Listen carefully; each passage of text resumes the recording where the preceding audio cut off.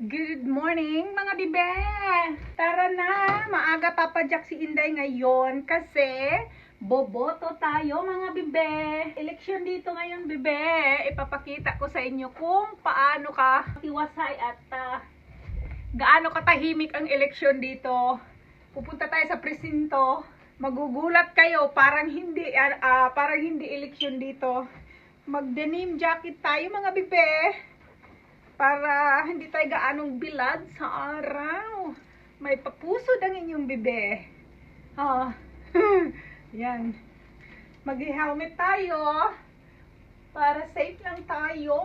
Kasi bago tayo kumayod, boboto tayo para makita niyo kung paano. Helmet na tayo.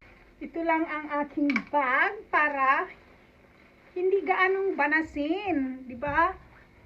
Mahirap pag sobrang mainit. Yan. Ang ating pa-OOTD ngayon sa araw na ito. Kaya, ano pa iniintay? Tara na nang makaboto tayo ng maaga. Ang ano pala rito guys, ang botohan hanggang mamaya pang alas 9 ng gabi. Bakit? Alas 9 yata or alas 8, hindi ko lang kaagan.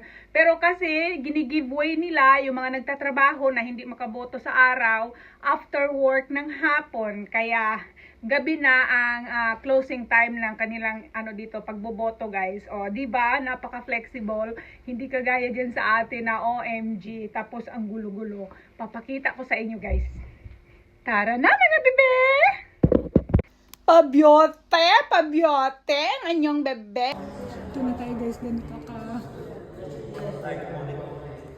So guys, tapos na akong bumoto. Ganun katahimik ang pagboto rito guys. Walang katao-tao. Ito na yung mga listahan nila guys. Ayan, di ba? Yes, you look fabulous. You look fabulous. Ayan, I was in a hurry. I forgot to click this on. So, yan, tapos na.